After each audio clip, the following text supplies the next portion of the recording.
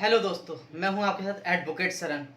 और आज मैं एक नए विषय को लेकर के आया हूं कि आज मैं आपको बताऊंगा कि कोई भी अगर शादीशुदा महिला अगर किसी पराये मर्द के साथ अगर फिजिकल होती है या शारीरिक संबंध स्थापित करती है अपनी पति की मर्जी के बगैर, या कोई भी मर्द जो कि शादीशुदा है वो किसी पराई शादीशुदा महिला से अगर संबंध स्थापित करता है, तो क्या वो गैर कानूनी है?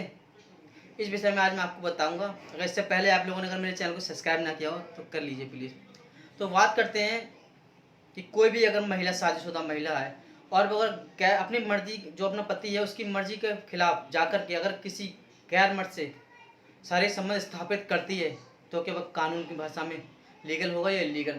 तो बात करते हैं पहले कि 497 आईपीसी था, तो वो एक असंवैधानिक था, जो कि सुप्रीम कोर्ट ने बाद में उसको वैधानिक घोषित कर दिया। क्योंकि उसमें होता क्या था, एडल्टी के आधार पे कभी कभी जब पहले कोई शादीशुदा महिला अगर किसी मर्द के साथ में अगर शारीरिक संबंध स्थापित करती थी, तो पति क्या कहता था कि ये तो पत्नी है मेरी और किसी गैर मर्द के साथ में अपने संबंध स्थापित कर रही है, तो उसे बच्चलन दे दी साबित करके उसको या तो डिवोर्स करता था या उसको प्रताड़ित करता था, जो भी था।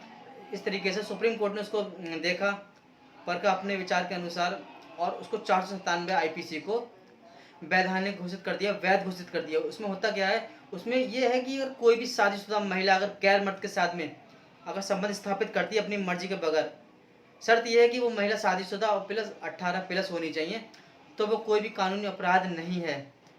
होता ये, आप लोग कहेंगे कि कानूनी अपराध नहीं है, शादीशुदा महिला गैर मर्द के साथ में संबंध स्थापित कर रही है तो पति कुछ नहीं कर सकता। ये सही बात है, अगर उसकी मर्जी के बगैर अपनी मर्जी के बगैर संबंध स्थापित कर रही है तो पति वाकई में इसमें कुछ नहीं कर सकता।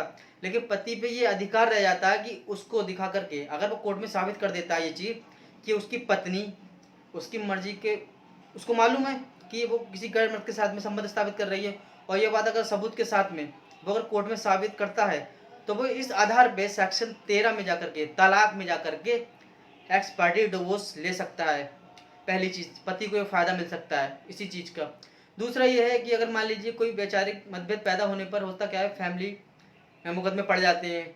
125 सीआरपीसी से खर्चे का मुकदमा होता है, हो सकता है वो महिला अगर अपने पति पे डालती है इसी दौरान, मान लो अगर उसने किसी मर्द के साथ में अगर संबंध स्थापित किए हैं और पति अगर खर्चे से बचना चाहता है, तो वो उस सबूतों के आधार पे कोर्ट को दिखा सकता है कि ये पत्नी मेरी है, शादी मुझसे हुई है, लेकिन ये 497 का हवाला देकर के किसी और के साथ में संबंध स्थापित कर रही है। तो सीधी बात है, कानून ने ऐसे अधिकार दिया, अच्छी बात है।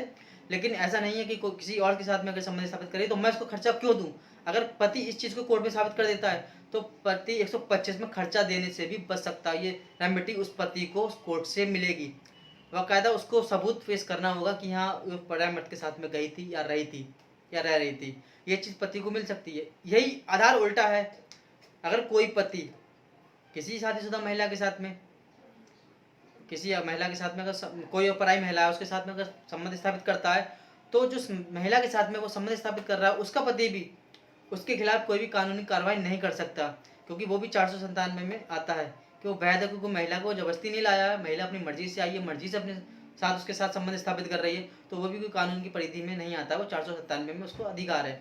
वो आधार इस पर भी है कि वो पति भी उससे डिवोर्स ले सकता है एक्सपर्टी सबूत के आधार पर दिखा करके। दोस्तों, अगर मेरी जानकारी अच्छी लगी हो तो मेरे चैनल को सब्सक्राइब जरूर करें। धन्यवाद।